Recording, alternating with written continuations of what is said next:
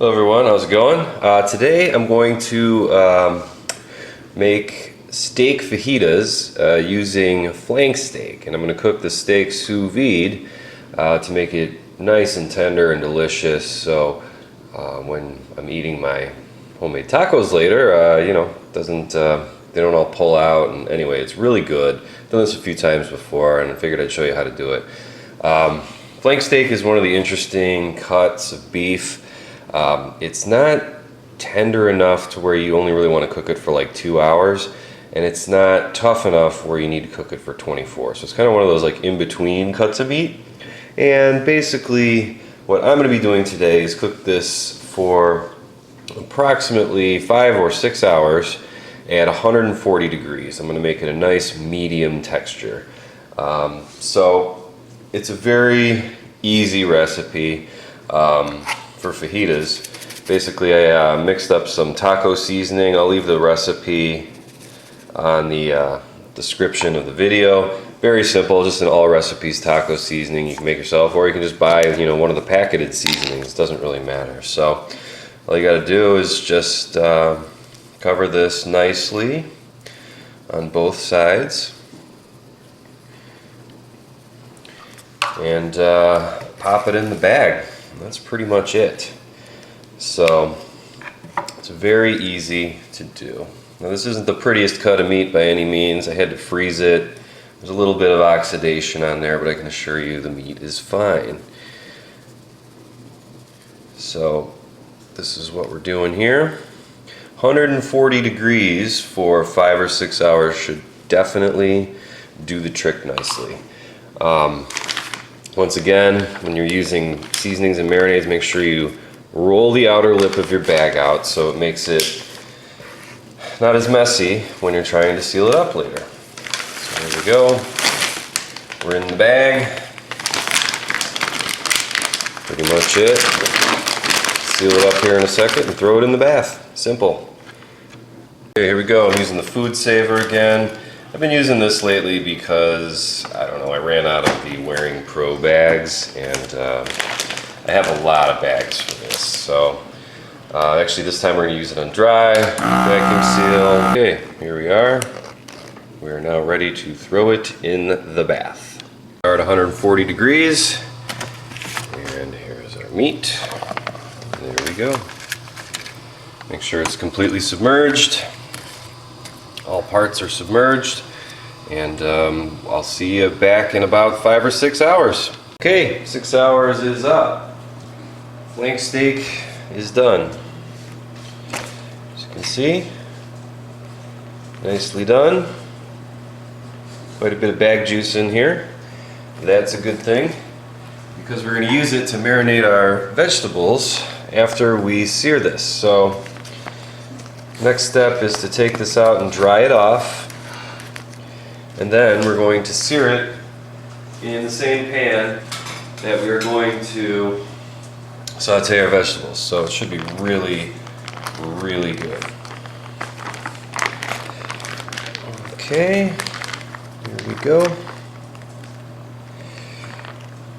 There's our steak, perfectly done. Got a lot of bag juice there. That's going to be awesome.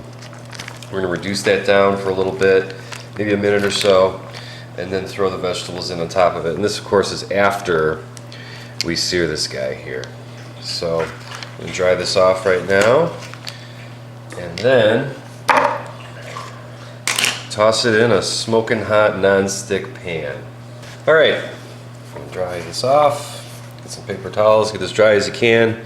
It's already very well seasoned. You can smell it. It smells delicious.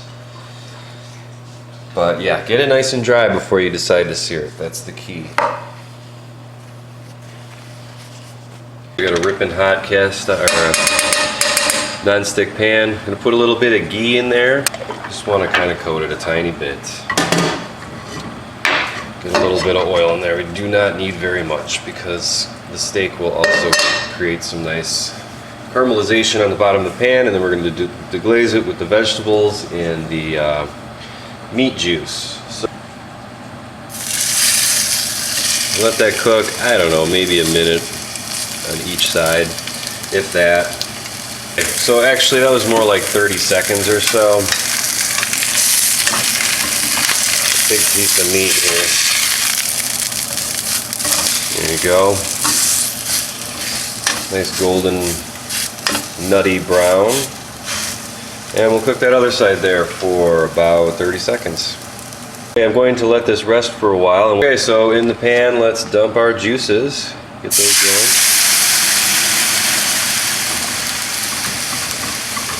It's going to add a very nice flavor to our veggies. So the vegetables that I do have are chopped up bell peppers, yellow peppers, orange, and a bunch of onions. So anyway, let's get that going. Okay, once your stuff starts to look like that, run it through a strainer real quick and then dump it back in the pan with the vegetables. Okay, so we have our juice base, whatever you want to call it, very concentrated. Dump our veggies in. Get those going and sauteing.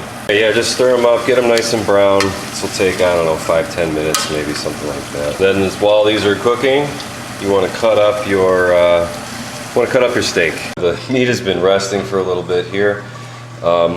When you sear it, you can start to see the grain reappear again, and it's going this way. So what you want to do is you want to cut perpendicular to that.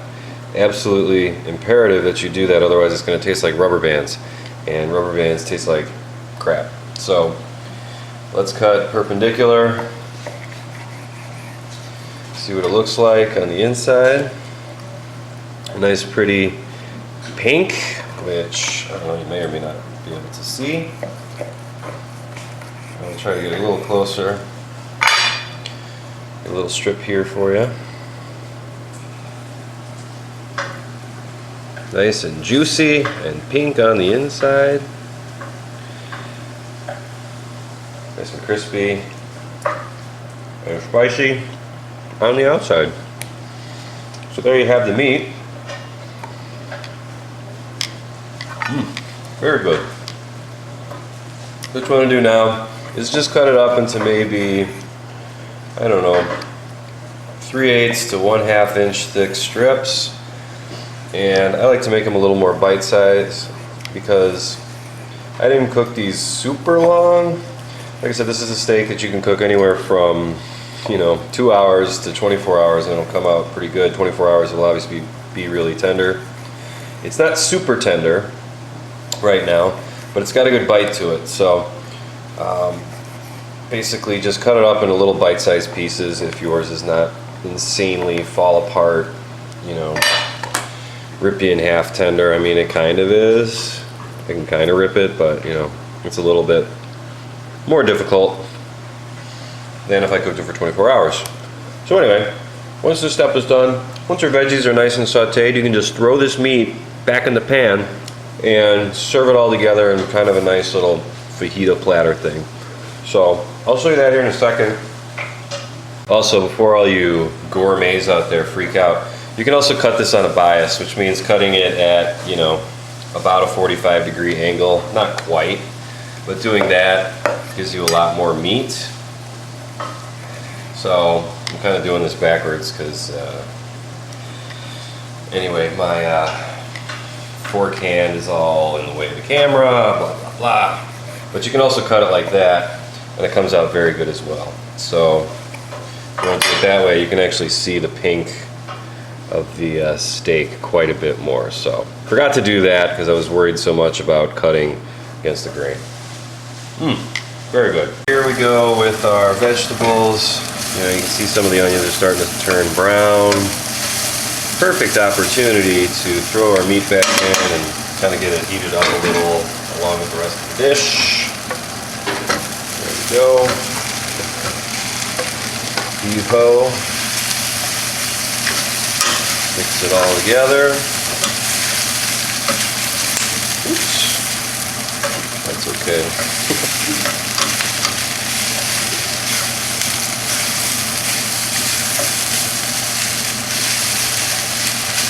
Mix all the wonderful flavors together. It smells delicious. And it's going to be good. I made this many times. Okay, so here we are. We got all our stuff. I got some crema fresca or some shit. I forget what it's called. Mexican sour cream. Some queso fresco, which is delicious Mexican cheese, and some guacamole. I know a lot of people put lettuce and tomatoes and pico de gallo. This is obviously do whatever you want.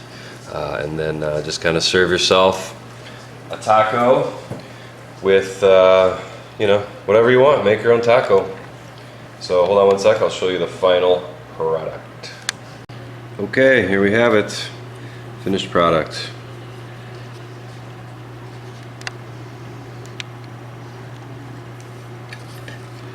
Just eat it like a regular old taco.